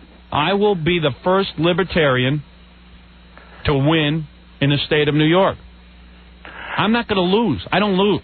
People are behind me. You've got to sell the membership on that. Well, how do I do that? For Just tell me what to do. The same as describing how loud you can fart on the air. You've got to go and sell yourself at the convention. Is there hostility here? Because I'll back out of the race. If there's there's no hostility. I'm offering you an incredible candidacy. I'm offering you a promotional... I don't see how you can't jump at this. You guys can go into obscurity or, help me out with this. I don't know how to do it. Just tell me what to do. How do I get 60% of the vote? What do I do? Go and campaign. I'm campaigning now. What do you want me to do? It's the membership at the convention. It's at the Ramada Inn, Western Avenue, Albany, April 23rd and 24th. Robin, what am I doing? Hold on, let me check my calendar. Yes, April 23rd. Is that a weekend? It sure is. Saturday and Sunday. Oh, I can't do that. Come on. I need the weekends to refurbish. Can I send a proxy? If you really want to win, tell all your friends to come and vote for you. Dude, by then I'm pay their dues first. No, I'm not going to do that. You know what? Forget it. You know what? Wait a minute. No. Don't throw your candidacy away. Already they want to have a press conference with Associated Press, Gay Press, and all these people. I'm telling you, just tell me how to do it easily. Do this. Just put my name up there. They'll vote for me. If you guys want to be in obscurity, go ahead. I'm a serious candidate. I'll tell you what I'll do. I'll do 3 things. Tell me. What 3 things? There will be a death penalty in New York State for anybody who commits a crime using a gun. If you attempt to shoot a police officer, if you shoot a police officer and don't kill him, you still get the death penalty. What do you think of that? Because what was your intent? Your intent was to kill a police officer. I will bring the death penalty to New York State. People are sick and tired of waiting for this. They can't stand it. Their loved ones are being picked off, and there is no retribution. They must have it. This Long Island Railroad murderer should be dead. He should not be supported by the state. The death penalty will be in. That'll be it. I'll sign that into existence. Also, all roads will be fixed at night. Other states have it. There's no reason why we have to sit in traffic during the day on the Long Island Expressway while a bunch of yahoos stand around with a shovel. They can do that at night. I don't know why the many have to be inconvenienced because of a few workers. And if these guys don't want to work at night, we'll find someone who else wants to fix roads at night. And then number 3, I will have all the tolls staggered. So that people, honest, decent, hardworking people who sit in traffic all week long on their weekends can go to the beach without sitting on a toll. Why not just abolish all the tolls and... No, I can't do that. I can't promise that because the roads need to be fixed. I don't know about that. Why not raise the registration fee to cover the shortfall in revenue? That's where you guys make a mistake. First of all, there's a lot of people who come in from out of state who are not going to pay into New York State for using our roads. That's the problem with that. We got to have tolls. Stop it. Stop that nonsense where you're not going to have tolls. You're going to make them pay a fee at the New York registry with the licensing. There are some people who hardly use a car. They shouldn't have to pay for the roads. All right? Fine. All right. Now, look, those are my 3 issues. Plus, I'm going to take a meeting with President Clinton about this FCC thing, which is really out of hand. Wait till I read you the article that came out today. But that's a selfish thing. I don't expect people to care about that issue. I will do those 3 things. Upon doing those 3 things, I will step aside for my lieutenant governor, who I will handpick, who I feel is a very responsible man, who will take over the running of the day-to-day government. Okay. That's my campaign, and I guarantee I'll win. Now, I want to do it on the Libertarian Party because I need to be on the ballot, so my audience doesn't have to write in. If you have to write in, I'll never win. I want to be the governor. The way you get our nomination is to pack the convention with your supporters and win 2/3 of the vote. I'm not going to do that. Well, wait a minute. This seems like an easy thing. How do you do that? How do you do that? You send 300 friends. This is typical of government. Too much red tape. Even the Libertarian Party. To this. Okay, what we have to do is get 300. What's the dues? No, here's the thing. The dues is $15. No, you see, again, this is libertarians making bureaucracy. It's possible. It's bureaucracy. You guys want me? Just say yes. Membership has to say yes. Are you the head of the New York State chapter? I am state chair. All right. Then and bylaw 8A says... What is it? Bylaw 8A, endorsements. Have you ever heard of the Centrist Party? Do they want to put me on? I never heard of them either, but they're guaranteeing you the nomination right now on that. Are they on the ballot? Are the Centrist... Hey, Ludwig, are the Centrist Party on the ballot? Hell no. They're not? See, we'd have to then get on the ballot. In order to get on the ballot, you've got to stand out there in the blazing sun during the silly season with a clipboard and get 15,000 signatures. So you guys will do that for me. We do that pretty consistently. Good.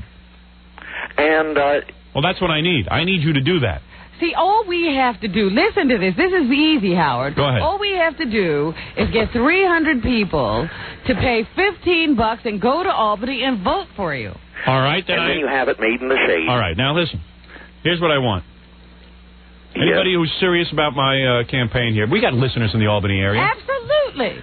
Last I counted, we had more than 300. So 300 of you, fork over $15 to this Ludwig guy. Right, Ludwig? Right. Call 518-861-5009, and the convention's at the Ramada Inn, Western Avenue, Albany, New York, April 23rd and 24th. Now, can we vote by proxy? Yeah, do I have to show up? No, you have to be physically present. All right, I'll be there. All right. I got to be there both days? No, just the day you're of the endorsements. Which is? What day is that? What day is that? That is the 23rd. The Saturday? Yes. All right, I'll be there. And how soon can I get out of there after they... and hey, do you know if there's a plane flight out of Albany direct to LaGuardia? No, I don't know the air travel. Sure, there must be. There has to right, be. Billy? There pretty much has to be. All right, so what time I got to be there? Gavel Falls at 9:45. In the morning? It opens, yes. Can I go first? Gubernatorial debate starts at 11:30. What do you mean debate? Well, you got to talk to the rest of the kids. You got to talk. You got to sell the convention. Don't worry, this is a formality. Okay. All right, I'm your man. Okay. Now listen, I'm going to be holding a press conference to announce that you're running. Yeah, I want you there. When? I got to talk to Gabe Pressman and a couple other people who have been after me. We will get in touch with you. I'll get in touch with you. Okay. Good. And listen, try to act nice to me at the press conference. Okay, I'll try. You're a little uptight for my taste. For a libertarian, you're kind of stiff. Yeah, you're supposed to be loose. Okay. Not used to being on so much radio. Well, okay, all right. I mean, you sound like a little angry or something. Nah. What was that? Tell them to give that information again. Real all right, what do we got to do again? We got to. Okay. What's that number? 518-861-5009. That's the Capital District Libertarian Party, P.O. Box 482, Albany, New York 12201. And you're saying all my fans who pay $15 can come to the convention and vote for me April 23rd? Yes. If they're members at the time of the convention, they get the vote. It already sounds like too much work. No, it's not. I'm telling you, that's easy. And then the convention's at the Ramada Inn on Western Avenue in Albany on the 23rd and the 24th. Can't you have it on Long Island? We had it too close to the city too many years. We were starting to shortchange our northern people. Don't worry, Howard. We're going to get you Change nominated. it. All right. I'll go to Albany then. Oh, I've got to kill a whole Saturday in Albany. Hey. What? Can't we get a bus and play cards on the way up? Oh, all right, I'll do that. That'd be fun. Yeah, we haven't had a bus like that. Think we get some strippers on there? Okay. I guess I won't be on the bus. Why not? Wait till you see the inauguration. It's going to be wild. Now you got him loose. That's my man. There you go, Ludwig. You're wild. Ludwig, what kind of name is that, Ludwig? Is that Germanic? You're Germanic? Yeah. Where were your parents during World War II? My father was building airplanes in Bremen. Brennan? That sounds like in Germany. Yeah, my mother was with the Red Cross in London. Oh. So your father was what? He was a Nazi? He wasn't a party member. But he was building airplanes for the Luftwaffe. Yeah. One of those impossible things. Really? He wasn't selling gas, was he? No, I think they were running out of gas. That was a constant problem, as I remember hearing. Anyway...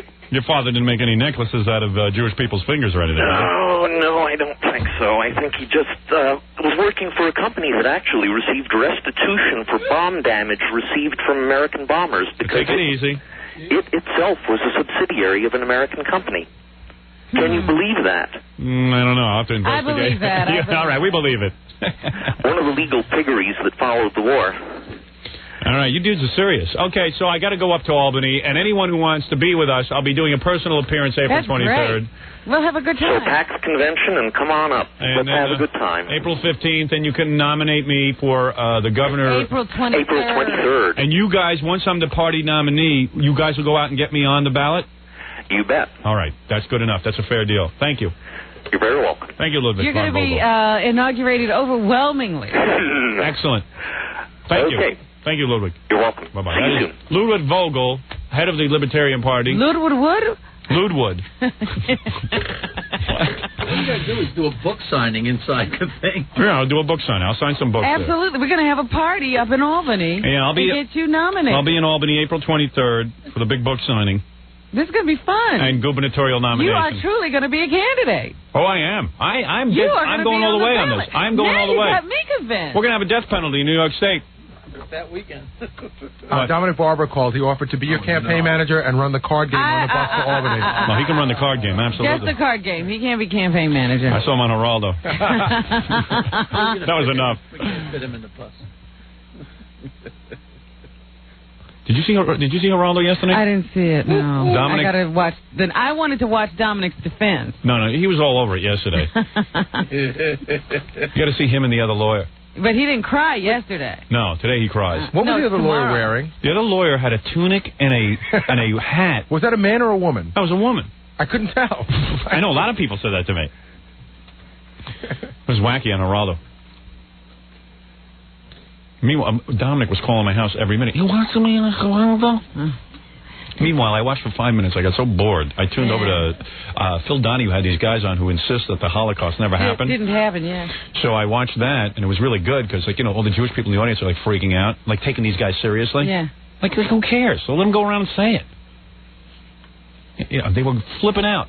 I love their little rationales. It's kind of cute. Yeah. The guy goes, well, we have documentation proof, and the guy goes, it's probably not true.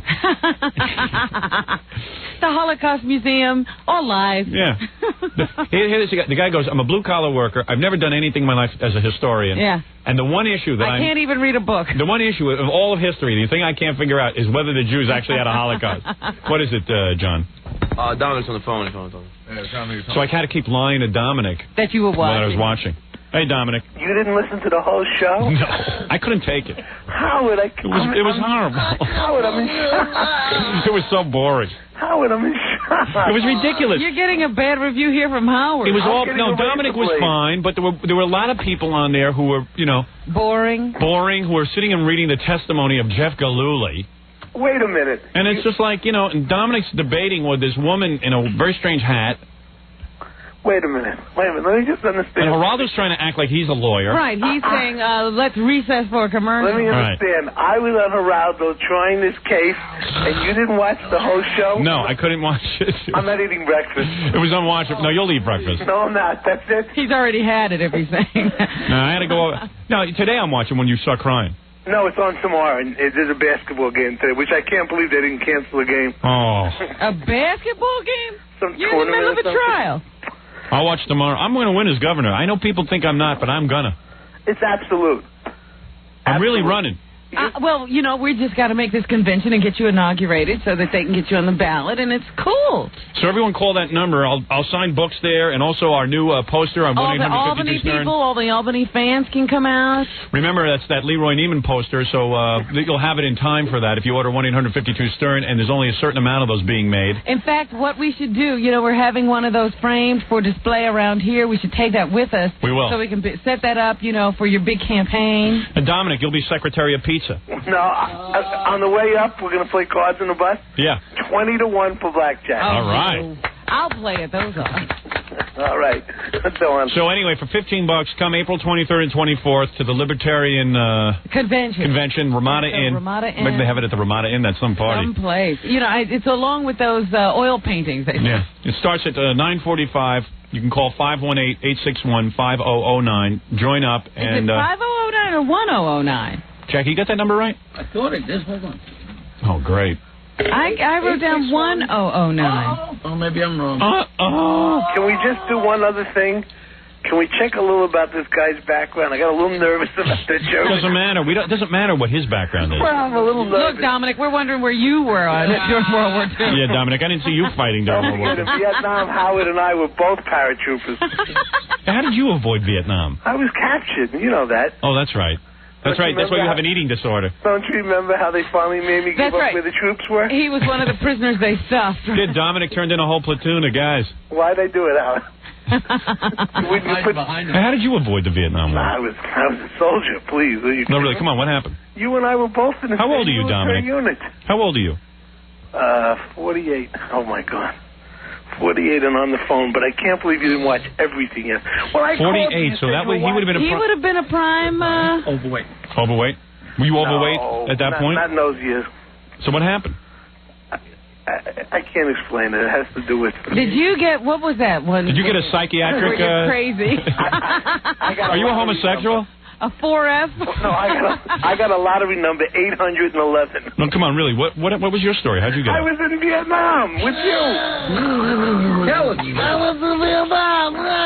I think that's what they based that movie Apocalypse Now. Yeah. Robin, did you not... Brando. Robin, I'm just going to ask one question. Robin, did you watch Geraldo? No, darling. I wasn't I home. watched it. I wasn't home. He called me every minute. He goes, "Did you see when she ran after me?" And I go, "Yeah, it was great." I'm watching Donahue. I can't believe this. You may have lost my vote. Oh, come on. All right, so it's blackjack. Just blackjack all the way up. All right, get out of here. Listen, go do your law stuff. It's flapjack. There are people waiting to get out of prison. Thank you. That's the great attorney Dominic Barbara. Yes. There's a magic in the air. I can't believe we have to actually go to the convention. But, that's part of the political process. You got to play part of the game. So you could shoot that for video? Yeah. We haven't had a vote. We got to have a whole documentary of your campaign. Bob Roberts. Call E. How close are we to being number one in Albany? Very close. I think we are number one. I bet you once this gets going...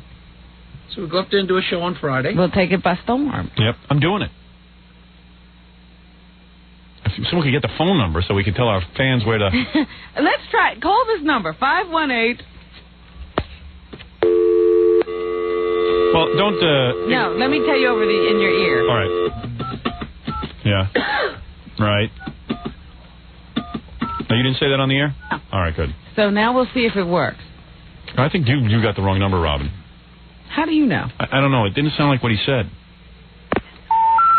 Say? The number you have reached, 8. Yeah, let's try Jackie's number. Give me that number, Jackie. Yeah, Billy wrote down the same one as I did. All right, maybe I'm wrong. No, you wrong. It has happened once. I still haven't heard about Jackie's interview with you. I'm anxious to hear that. Oh, Howard, I have to take this off for you. Let it play. All right, give me the number again, Jackie. I want to call the Libertarian Party. Make sure we have it. No. Oh, I see. Okay. Just want to make sure we get the right number. This guy's house. It's probably Ludwig's house. Ludwig. Hello. Hello? I'm wrong about that. Oh, you're... The number you have reached, Wait a minute. 86115. I must have dialed wrong. You did. Probably both times. Governor Stern dialed wrong. I could have sworn I dialed right.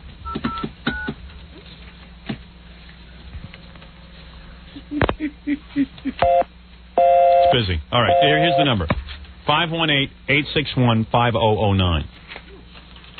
That way all of these will be people representing me at the Libertarian Convention. And we only have to have 60% of the vote. So let's overwhelm the party with Sternies. Yeah, then once I get the nomination, I don't have to do anything. All I got to do is we sit back and let them do all the work. They do all the work. The party gets behind me. And, we hold a few press conferences. Yeah, act goofy. And get on a train and run around the state. Yeah. Whistle stop. Yeah. I'm telling you, I think I can win. I know you can. I'm going straight to the top on this one. I'm going to be the next governor of New York. We can, we have stations in Rochester, Buffalo, Albany. That's right. We'll just go visit all of them. The only thing I got to do is find me a good lieutenant governor. That is a cinch. I know I'm going to win. Well, that's your job.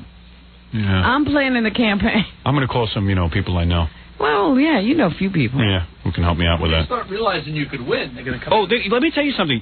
This is a big joke right now. No, I'm saying they're going to come out of the woodwork. Neil Drake is on the phone. He wants to make it.